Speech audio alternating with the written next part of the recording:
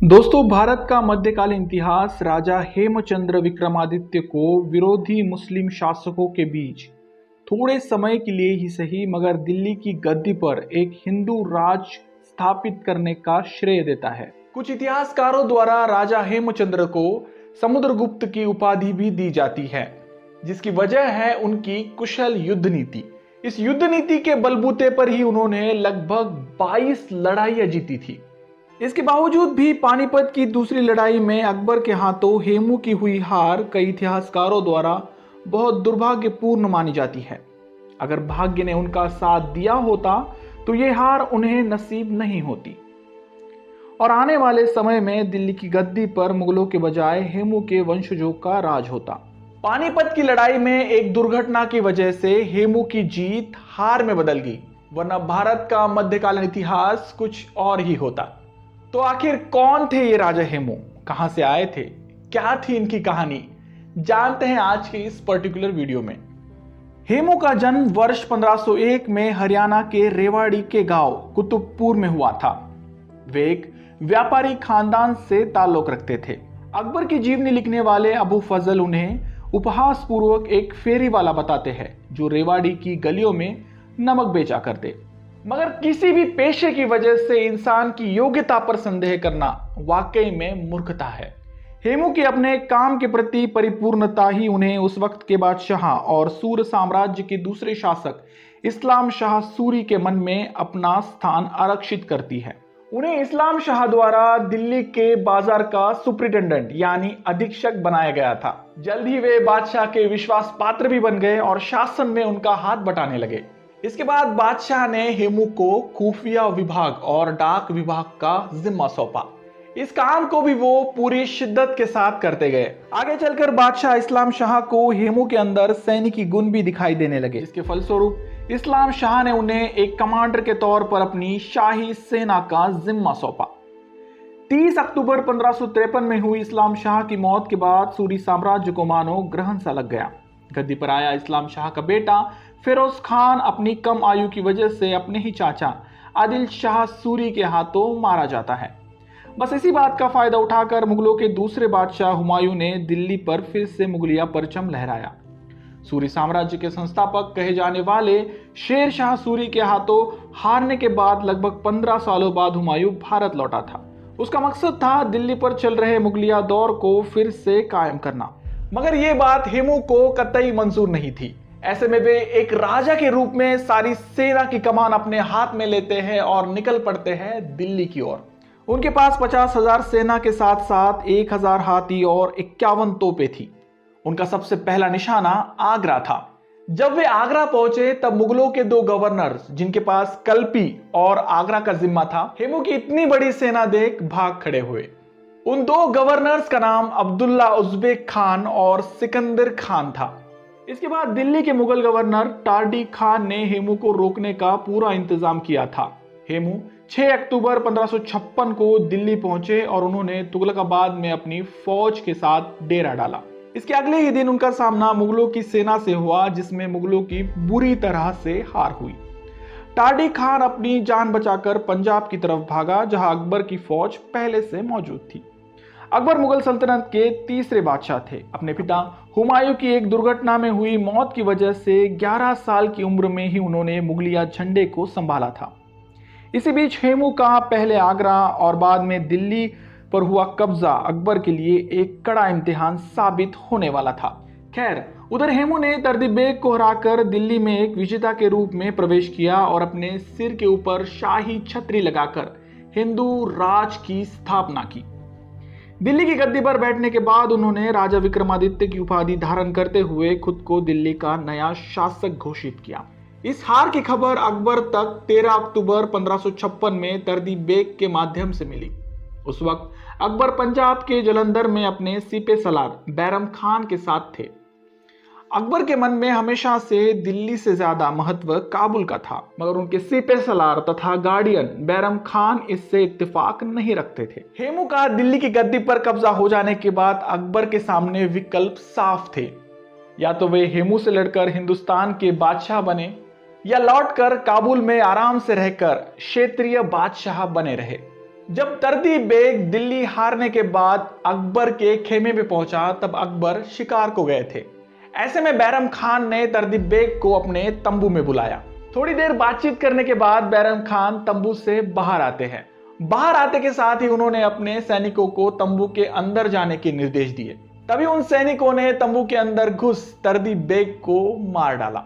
जाहिर सी बात थी कि तर्दी बेग का दिल्ली को हेमू के लिए छोड़ भागकर जलंधर आना बैरम खान को पसंद नहीं आया था।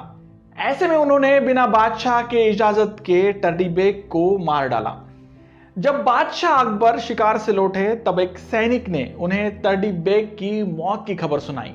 बैरम खान ने अपने उस सैनिक के जरिए बादशाह अकबर के पास यह संदेश पहुंचाया था कि उन्हें उम्मीद है कि बादशाह उनके इस कदम का समर्थन करेंगे, ताकि दूसरे गवर्नर्स को यह सबक मिल सके कि जंग में भागने का नतीजा क्या होता है। अब वक्त था दिल्ली वापस लेने का। ऐसे में बैरम खान और अकबर एक सटीक युद्ध नीति के जरिए राजा हेमू को हराने की योजना बनाने लगते हैं। जब ये बात राजा हेमू को पता चली कि बादशाह अकबर उन पर हमले की तैयारी कर रहे हैं, तो उन्होंने बिना किसी देरी के अपनी तोपों को पानीपत की तरफ भेज दिया। मुगलों की सेना का नेतृत्व कर रहा था अली कुली शैबानी। उसके पास 10,000 से भी ज्यादा सेना थी। बैरम खान ने उसे मुगल सेना समेत पानीपत के रन की तरफ भेजा था। उधर राजा हेमू की सेना भी तेजी से पानीपत के रन की तरफ बढ़ रही थी। उनकी सेना में 30,000 अनुभवी घुड़सवार और 1500 के करीब हाथी थे। 5 नवंबर 1556 का वो दिन जब मुगलों और राजा हेमू के बीच एक महाभीषण युद्ध बिगुल का आगाज होता है। कम आयु की वजह से मुगल बादशाह अकबर को इस लड़ाई से दूर रखा गया था। साथ ही साथ बैरम खान भी अकबर के साथ शाही खेमे में ही मौजूद थे। इस लड़ाई की सारी जिम्मेदारी उन्होंने अपने खास सरदारों पर सौंपी थी। हेमू इस लड़ाई में हाथी पर बैठ अपनी सेना का नेतृत्व कर रहे थे। वे लगातार चिल्लाकर अपने साथियों का जोश बढ़ाते हुए आगे बढ़ रहे थे। उनके हमले इतने सटीक थे कि उसने मुगल सेना के बाएं और दाहिने हिस्से में अफरा तफरी फैला दी। लेकिन मुगलों के घुड़सवार को हल्के में नहीं लिया जा सकता था। इन घुड़सवारों ने हेमू के हाथियों के सिर पर सीधे हमला करने के बजाय तिरछा हमला किया, ताकि हाथियों पर बैठे सैनिकों को नीचे गिराकर घोड़ों के पैरों तले रौंदा जाए। इस लड़ाई का वर्णन करते हुए अकबर के जीवनीकार अबू फजल लिखते हैं, बादलों जैसी गर्जना और शेर की तरह दहाड़ती हुई दोनों सेनाओं ने एक दूसरे पर हमला बोल दिया था। मुगल तीरंदाजों ने दुश्मन पर तीरों की बरसात कर दी, लेकिन लड़ाई का रुख तब भी उनकी तरफ नहीं मुड़ पाया। अपनी सेना का यूं हाल देख अकबर ने उस वक्त ये सोचा होगा कि किस तरह उसके दादाजी ने पानीपत की पहली लड़ाई में अपने 10,000 सैनिकों के साथ इब्राहिम लोदी के 1 लाख से भी ज्यादा सेना का सफाया किया था। लेकिन अकबर को यह भी अंदाजा था कि तब बाबर के पास एक सीक्रेट वेपन था जिसे बारूद कहा जाता। मगर 30 साल बाद अकबर के पास अपने दादाजी की तरह कोई सीक्रेट वेपन नहीं था। तब बारूद इतना आम हो चला था कि बादशाह अकबर ने बारूद को हेमू के पुतले में भरकर उसे फोड़ने के आदेश दिए थे, ताकि उसकी सेना में हौसला अफजाई बढ़ती रहे। खैर, उधर युद्ध भूमि में हेमू की सेना मुगल सेना पर हावी होती जा रही थी। बस कुछ ही घंटों की बात थी और राजा हेमू ये जंग जीत चुके थे। मगर तभी एक चमत्कार ने मुगल सेना का साथ दिया और लड़ाई का रुख पूरी तरह से बदल दिया। राजा हेमू ने मुगलों के दाएं और बाएं दस्तों में तबाही मचाई थी। ऐसे में मुगल सैनिक अपने तीरों के जरिए कुछ हद तक दबाव को कम करने में लगे थे। इसी बीच एक तीर हेमू की आंख को भेदता हुआ उनके सर में जाकर फंस जाता है। राजा हेमू ने उस वक्त सर पर कोई कवच पहना नहीं था। यही वजह थी कि उस तीर ने उनके आंखों के साथ साथ उनके सर को भी भेद डाला था।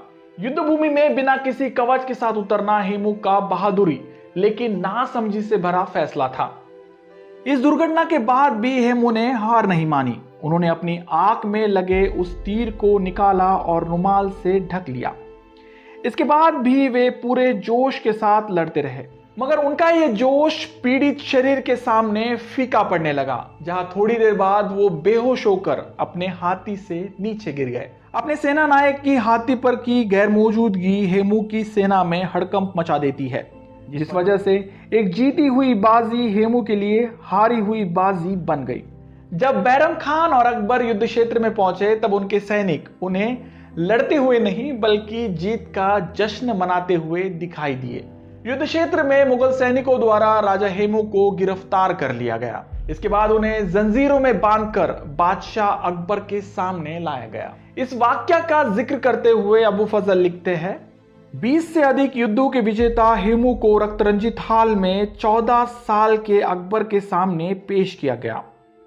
बैरम खान ने हाल ही में बादशाह बने अकबर से कहा कि वो अपनी दुश्मन को अपने हाथों से मारे। अपने सामने पड़े घायल शख्स को देखकर अकबर हिचकिचाए और उन्होंने बहाना बनाते हुए हेमू को मारने से इनकार कर दिया। इसके बाद बैरम खान ने अपनी तलवार से राजा हेमू का सर कलम किया। हेमू पानीपत में हिंदुस्तान की संप्रभुता के लिए लड़े थे। अगर वो ये युद्ध जीत जाते तो भारत का इतिहास कुछ और ही होता। एक क्षत्रिय ना होने के बावजूद भी हेमू ने अपने देश की आजादी के लिए युद्ध के मैदान में अपनी आखिरी सांस ली। किसी मानव अस्तित्व का इससे महान अंत क्या हो सकता है? तो आपकी राजा हेमचंद्र विक्रमादित्य के बारे में क्या राय है? कमेंट बॉक्स में जरूर लिखिए। अब जाते जाते एक आसान सा सवाल। दोस्तों, अकबर के नवरत्नों में से एक कहे जाने वाले तानसेन को मुगल दरबार में गायकों का सम्राट कहा जाता था। कहा जाता है कि उनके राग से हंसता हुआ आदमी रोने लगता और रोता हुआ आदमी हंसने लगता। संगीत पर उनकी पकड़ ही उन्हें अकबर के नवरत्नों में से एक बनाती है। ऐसे में आपके लिए सवाल यह है कि तानसेन का असली नाम क्या था? आपका जवाब कमेंट बॉक्स में जरूर लिखिए। वीडियो अच्छा लगे तो प्लीज इसे लाइक कर अपने दोस्तों में शेयर करना ना भूलें। और हाँ, आपको अगर मेरा काम वाकई में अच्छा लगता है तो प्लीज चैनल को सब्सक्राइब कर देना। मिलते हैं अगले वीडियो में ऐसे किसी इंटरेस्टिंग और हिस्टोरिकल टॉपिक को लेकर। तब तक के लिए धन्यवाद।